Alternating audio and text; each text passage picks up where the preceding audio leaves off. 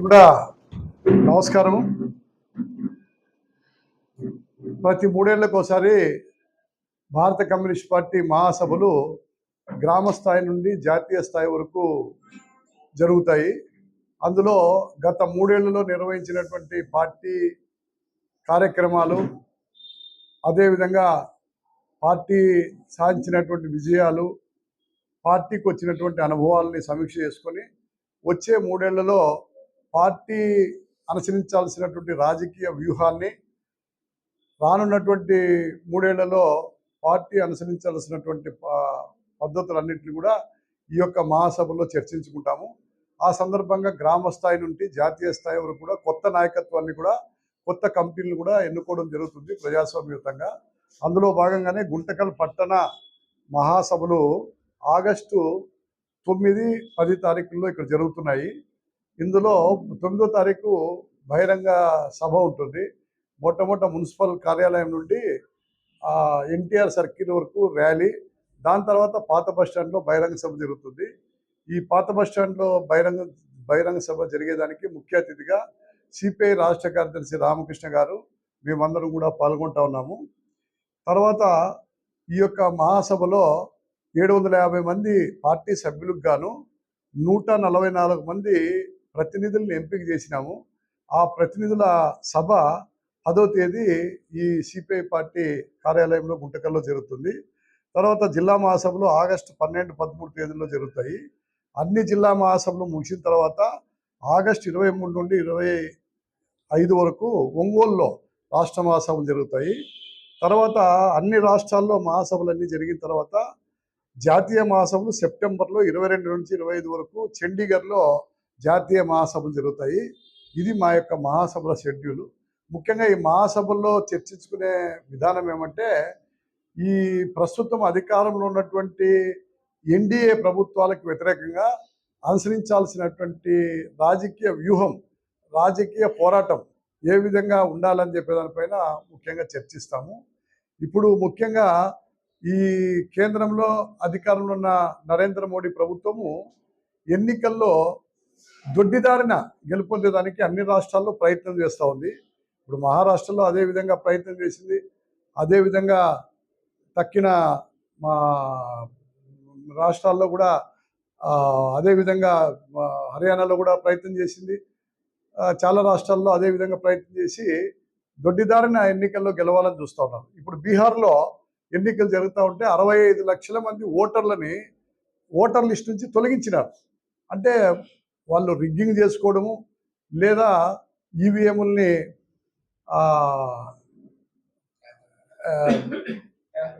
Tampering చేయడము, తర్వాత కొన్ని అవకాశాలు ఉన్న చోట ఓట్లు కూడా రిగ్గింగ్ చేయడం, ఇట్లాంటివన్నీ కూడా చేస్తూ ఉన్నారు. అంటే ఏకపక్షంగా, అంటే ప్రజాస్వామ్య పద్ధతిలో ప్రజలు స్వేచ్ఛగా ఓటు వేసే పద్ధతి లేకోకుండా ఈవీఎంని ట్యాంపరింగ్, దాని తర్వాత ఓట్లను తొలగించడము, తర్వాత భయభ్రాంతులకి ఆయా ప్రజల్ని గురి చేయడము, తర్వాత అవసరం ఉన్న చోట రిగ్గింగ్ కూడా చేసేదానికి ఏమాత్రం కూడా వెనకాడడం లేదు.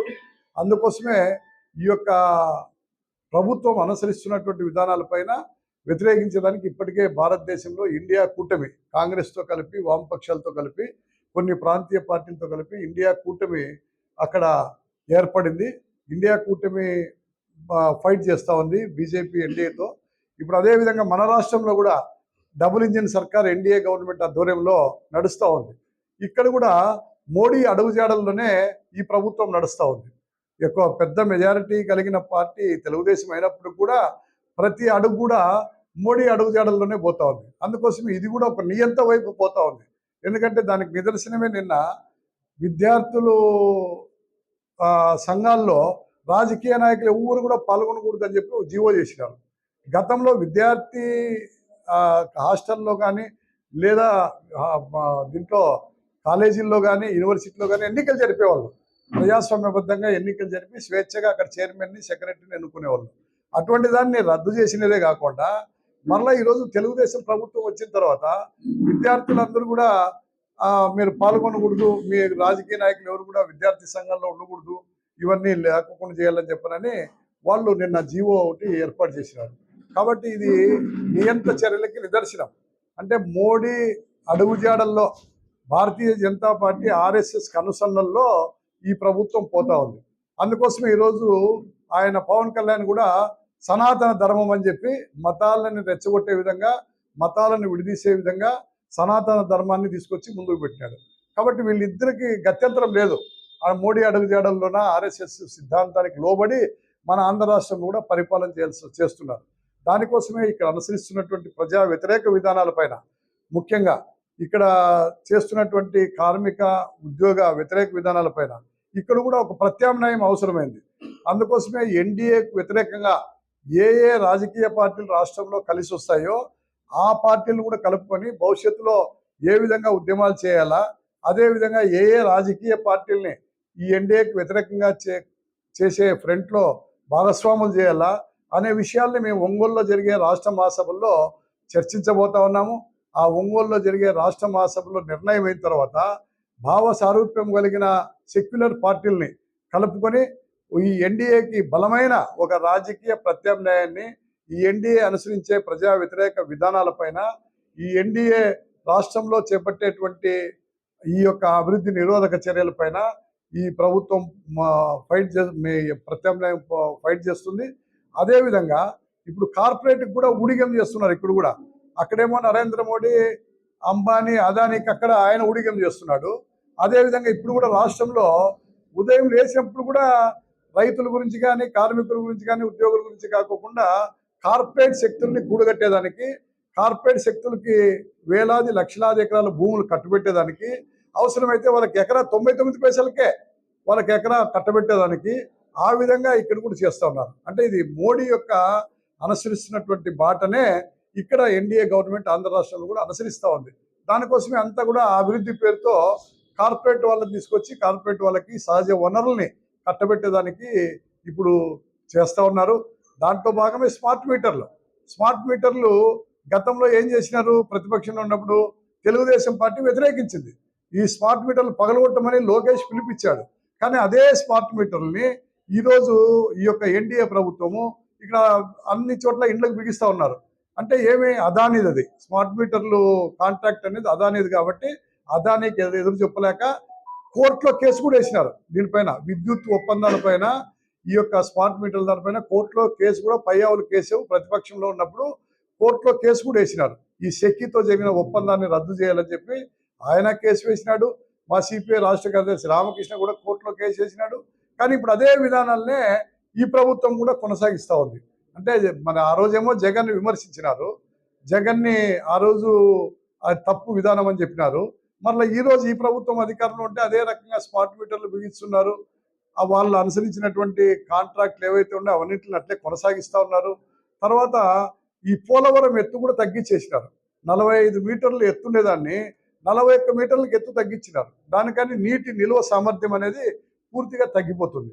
అప్పుడు రాయలసీమకి నీళ్లు అందేటువంటి పరిస్థితి ఉండదు. దానికోసం ఇలాంటి పద్ధతులన్నీ కూడా ప్రజా వ్యతిరేకమైన చర్యలు కూడా ఈ ఎన్డీఏ ప్రభుత్వం రాష్ట్రంలో కూడా చేపడతా ఉంది. దానికోసమే దీనికి వ్యతిరేకంగా అనుసరించాల్సినటువంటి రాజకీయ వ్యూహాన్ని, రాజకీయ పోరాటాలని ఏ విధంగా చేయాలనేది ఒంగోలులో జరిగేటువంటి రాష్ట్ర మహాసభలో మా పార్టీ చర్చించి ఒక బలమైనటువంటి ఇతర కలిసి వచ్చే భావ సారూప్యం కలిగిన సెక్యులర్ పార్టీలని, ఎన్డీఏకి వ్యతిరేకంగా కలిసి వచ్చే పార్టీలని, ఎందుకంటే లోపాయికారిగా ఎన్డీఏతో సంబంధం ఉండే పార్టీలను మేము ఎట్టి పరిస్థితుల్లో మా యొక్క ఫ్రంట్లో కలుపుకోము. అటువంటి పార్టీలను కలుపుకోము. ఎట్లు తిరిగి ఎన్డీఏ ఆర్థిక విధానాలకి, ఎన్డీఏ ప్రజా వ్యతిరేక విధానాలకి వ్యతిరేకంగా పోరాడేటువంటి పార్టీల్ని కలుపుకొని ఫైట్ చేసేదానికోసం ఈ యొక్క రాష్ట్ర మహాసభల్లో కూడా చర్చించబోతా ఉన్నాము. అదేవిధంగా ఒక క్రియాశీలకమైన ఉద్యమాలు రాష్ట్రంలో చేసి ప్రజలకు మేలు చేసే విధంగా, పేద ప్రజలకి మంచి చేసే విధంగా పోరాటాలు చేస్తాము. ప్రభుత్వం ఇచ్చిన హామీల్ని అమలు జరిపేదానికోసం, ఏదైతే గతంలో ప్రతిపక్షంలో ఉన్నప్పుడు అధికారంలోకి రాకముందు ఎన్డీఏ ప్రభుత్వం ఏవైతే హామీలు ఇచ్చిందో రాష్ట్రంలో కూడా సూపర్ 6 హామీలు అయితేనేమి, అదేవిధంగా రైతులకు సంబంధించిన విషయాలు అయితేనేమి, అవన్నీ హామీల అమలు కోసం కూడా తీర్మానాలు చేసి దానికోసం పోరాడేదానికే ఈ యొక్క మహాసభలు వేదికగా ఉపయోగపడతాయి. అలాంటి మహాసభలు జయప్రదం కావాలని మేము ప్రజలందరినీ కోరుతా ఉన్నాము. అదేవిధంగా గుంటకల్లో జరిగేటువంటి పట్టణ మహాసభలు కూడా వేలాది మందితో ర్యాలీస్ కొనసాగించి పాత బస్టాండ్లో కూడా బహిరంగ సభ నిర్వహిస్తున్నాము. ఈ యొక్క వ్యతిరేక విధానాలన్నింటి కూడా ప్రజల్లో విస్తృతంగా ప్రచారం చేస్తాము. 5వ తారీఖున ఒక పెద్ద ఎత్తున అన్ని చోట్ల సిపిఎం మిగతా వామపక్షాలన్నీ కలిసి కూడా విడివిడిగా కానీ కలిసి కానీ ఈ స్మార్ట్ మీటర్లకు వ్యతిరేకంగా, ఈ విద్యుత్ బిల్లులు పెంచిన దానికి వ్యతిరేకంగా ధర్నాలు, ఆందోళనలు కొనసాగిస్తూ ఉన్నాము. కాబట్టి ఈ యొక్క ప్రభుత్వము ఇప్పుడైనా ఎన్డీఏ విధానాల నుంచి వైదొలిగి గతంలో ఎన్టీఆర్ అనుసరించినటువంటి విధానాలకు రావాలని చెప్పనని ఈ యొక్క అధికారంలో ఉన్న పార్టీ తెలుగుదేశానికి మనవి చేస్తూ ఉన్నాము. అది కాకుండా ఎన్డీఏ విధానాలతో పోతే మాత్రం ఎన్డీఏ మునిగిపోయినట్లే భవిష్యత్తులో ఈ పార్టీలు కూడా మునిగిపోతాయి. కాబట్టి ఈ పార్టీలతో స్నేహం చేస్తే మహారాష్ట్రలో ఏ విధంగా అయితే శివసేన దెబ్బతింటుందో అదే విధంగా ఇక్కడ కూడా దెబ్బతింటుందని చెప్పి హెచ్చరిస్తా ఉన్నాం.